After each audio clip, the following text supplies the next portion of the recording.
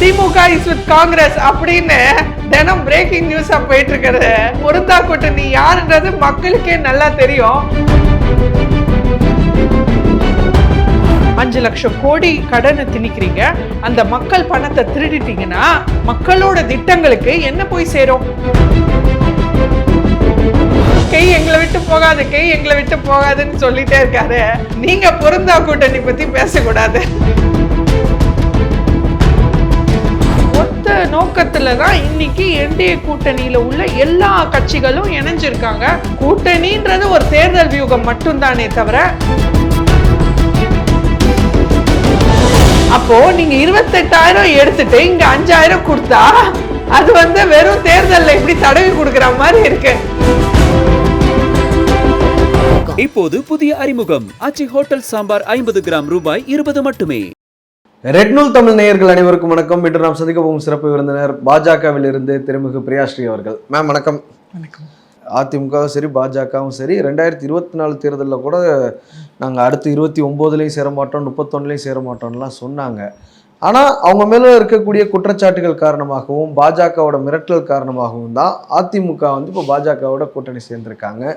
இது ஒரு பொருந்தா கூட்டணி, தமிழ்நாடு மக்களுக்கு கேடு விளைவிக்கக்கூடிய கூட்டணி அப்படிங்கிற ஒரு விமர்சனத்தையும் சொல்றாரு. திமுக காங்கிரஸ் தான் தினம் நம்ம எழுச்சி பார்க்கும்போது இன்னைக்கு breaking news DMK is with Congress, DMK is with Congress அப்படின்னு தினம் பிரேக்கிங் நியூஸா போயிட்டு இருக்கிறது. சார், நீங்க பொருந்தா கூட்டணி பத்தி பேசக்கூடாது. மேடைக்கு மேடை நம்ம உதயநிதி ஸ்டாலின் அவர்கள் கை எங்களை விட்டு போகாது, கை எங்களை விட்டு போகாதுன்னு சொல்லிட்டே இருக்காரு. அப்போ பொருந்தா கூட்டணி யாருன்றது மக்களுக்கே நல்லா தெரியும். அவர் பாஜக அதிமுக கூட்டணி பொருந்தா கூட்டணின்னு முதல்ல இருந்தே சொல்லிட்டே இருந்தாரு. ஆனா நாங்க களத்துல இணங்கி நல்லா ஒன்றாக தான் செயல்பட்டு இருக்கோம். நேத்து கூட அண்ணாமலை அவர்கள் அதிமுக மீட்டிங்ல பேசியிருக்காரு. ஸோ இது ஒரு அச்சமா மட்டும்தான் பார்க்க முடியும். இன்னைக்கு கூட்டணின்றது ஒரு 2 கட்சிகள் சேர்ந்துட்டா உடனே அவங்க கொள்கைகள் ஒன்னாயிடாது, உடனே அவங்க தலைவர்கள் ஒன்னாயிட மாட்டாங்க. கூட்டணின்றது ஒரு தேர்தல் வியூகம் மட்டும்தானே தவிர, அது ஒரு ஒரு அது கூட்டணியில சேர்ந்துட்டா உடனே அது கட்சிகள் கொள்கைகள் ஒன்னான்றது அவசியம் இல்லை. இணக்கமாக தான் இருக்கும்னு சொல்றீங்க. ஆனால் இன்னுமே டிடிவி தினகரன் அவர்கள் தெளிவுபடுத்த வேண்டியதாக இருக்குது. நாங்கள் இந்த கூட்டணியை விட்டு விலக மாட்டோம் அப்படின்னு பாஜக தெளிவுபடுத்த வேண்டியதாக இருக்குது. அப்படிங்கும்போது இந்த கூட்டணி இணக்கம் நம்ம எடுத்துக்க முடியுமா?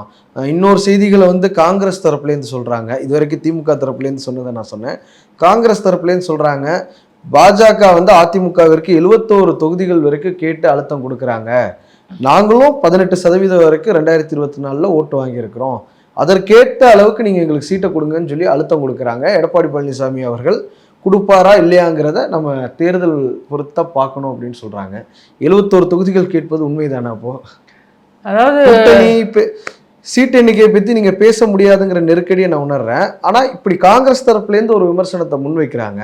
உங்களுடைய பதில் என்ன? அது அவங்களோட அனுதாபங்களை தெரிவிச்சுக்கிறாங்க. ஸோ அதனால இன்னைக்கு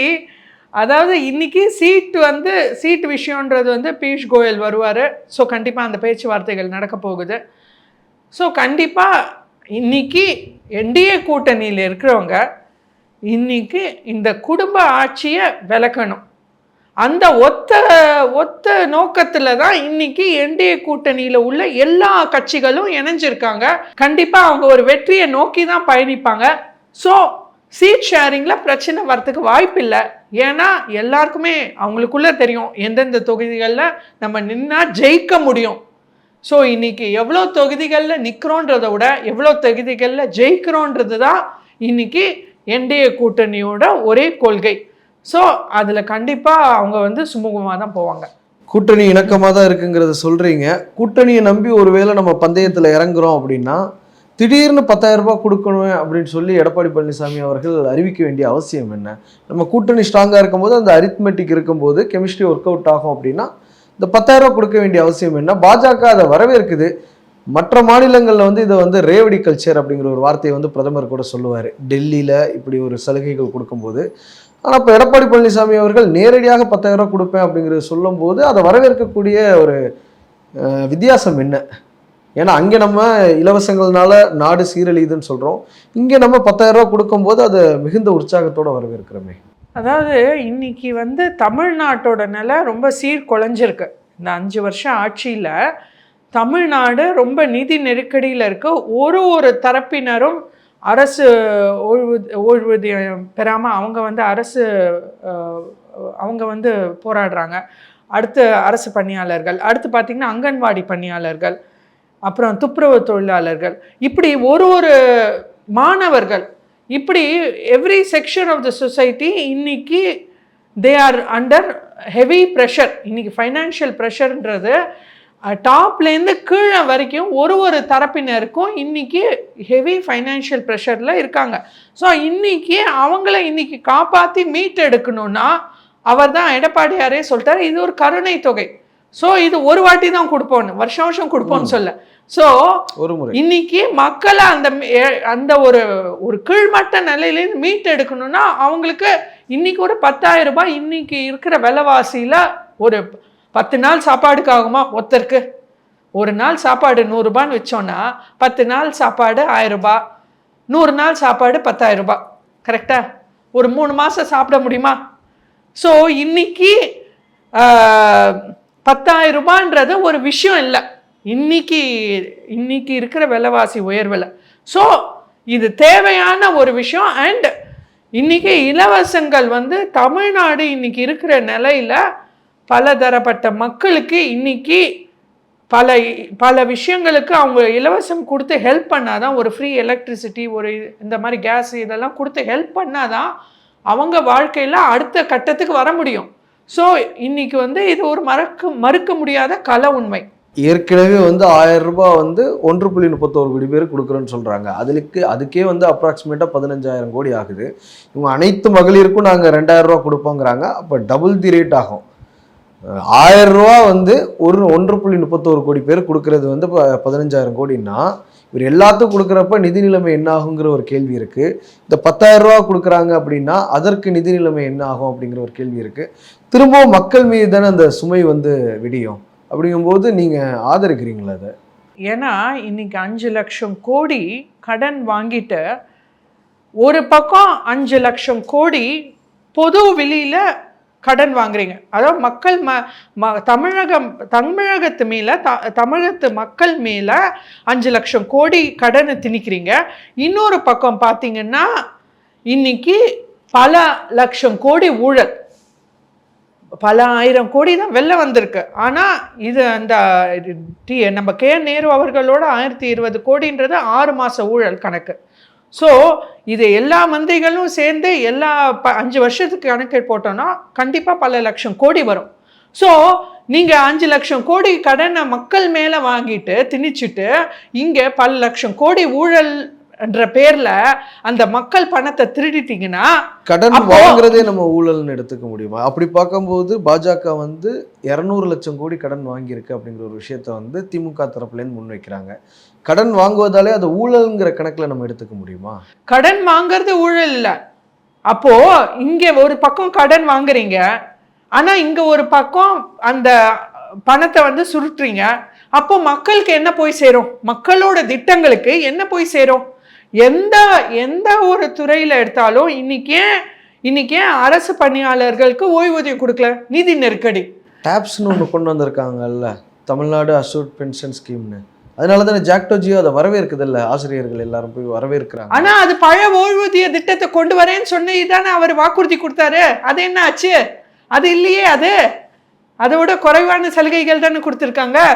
அதுவும் இவ்வளோ போராட்டத்திற்கு பிறகு தூய்மை பணியாளர்கள் ஏன் நிரந்தர பணி கொடுக்கல? நிதி நெருக்கடி. ஒரு இடத்துலையும் பார்த்தீங்கன்னா ஏன் அந்த விஷயத்த பண்ணலன்னா கடைசியில் வந்து நிற்கிறது பார்த்தீங்கன்னா நிதி நெருக்கடி.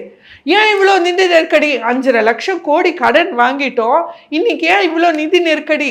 ஏன்னா இங்கே பல லட்சம் கோடி திருடு போயிருக்கு. ஸோ இந்த ஊழல் இல்லாமல் ஆட்சி கரெக்டாக நம்ம வந்து இருக்கிற பணத்தை நல்லா ரொட்டேட் பண்ணி ஆட்சி செஞ்சாலே கரெக்டாக பண்ண முடியும். அதை தான் எடப்பாடியார் அவர்களும் ப்ரெஸ் மீட்டில் சொல்லியிருக்காரு. இதே கேள்வி ப்ரெஸ் மீட்டில் கேட்டிருக்காங்க.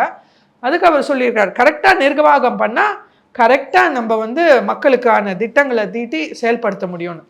இறுதி கேள்வி, பென்ஷன் ஸ்கீமை பற்றி சொல்கிறீங்க. எனக்கு நினைவூட்டல் கரெக்டாக இருந்தால் வாஜ்பாய் அவர்களுடைய காலத்தில் தான் இந்த பென்ஷன் ஸ்கீமுங்கிறது ரத்து செய்யப்பட்டது அப்படின்னு சொல்லுவாங்க.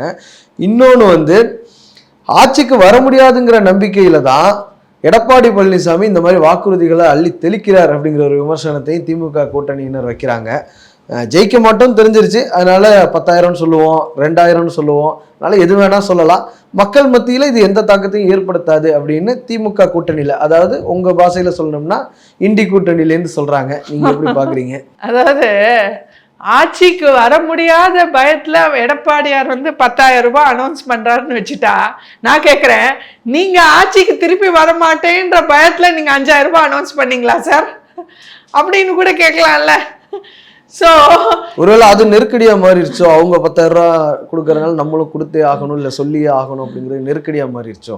அதாவது இன்னைக்கு ஸ்டாலின் அவர்கள் அனௌன்ஸ் பண்ணது வந்து திருப்பி ஆட்சிக்கு வரமாட்டோம் அப்படின்னு தெரிஞ்சு சரி நம்ம, ஏன்னா இன்னைக்கு அவர் சொன்னது, அவர் கொடுத்த தேர்தல் வாக்குறுதியில மகளிருக்கு ஒரு குடும்ப தலைவிக்கும் ஒரு ரேஷன் கார்டுக்கும் நிபந்தனையற்ற 1000 ரூபாய் அப்படின்னு சொன்னவர், அப்படின்னு பார்த்தோன்னா 5 வருஷம் 12 மாசம் 5 × 12 60,000 இன்னைக்கு ஒரு மகளிரும் பெற்றிருக்கோம். ஆனா பெற்றிருக்காங்களா? இல்ல.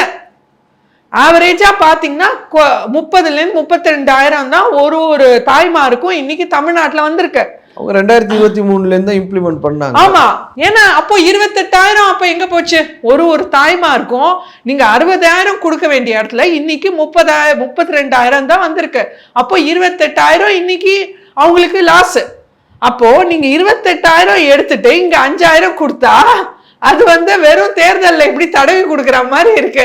சரி இந்தாப்பா லாலிபாப் வச்சுக்கோ, அந்த 28,000 வந்துரு, இந்த 5,000 வாங்கி எப்படியோ ஓட்டு போடுப்பா அப்படின்னு ஓட்டு பிச்சை கேட்குற மாதிரி இருக்கு. அதிமுக வாங்கின கடனுக்கு சேர்த்து நாங்க தான் வட்டி கட்டிட்டு இருக்கோம், இல்லாட்டி ஆட்சிக்கு வந்து முதல் மாதத்துல இருந்து நாங்க கொடுத்துருப்போம் அப்படின்னு அமைச்சர் ஐ பெரியசாமி கூட சொல்றாரு. அதாவது நம்பர்ஸ் ஸ்பீக், இன்னைக்கு நம்பர்ஸ் பேசும். ஏன்னா இவங்க ஆட்சிக்கு வந்தப்போ 75 வருஷத்தோட கடன் வந்து 5 லட்சம் கோடி தமிழ்நாட்டில். 2006 வரைக்கும் எவ்வளவு இருந்தது, அதாவது 2011 வரைக்கும் எவ்வளவு இருந்தது, அதுக்கப்புறம் 2011லேருந்து 21 வரைக்கும் எவ்வளவு இருந்துங்கிறதுல வித்தியாசம் இருக்கு தானே.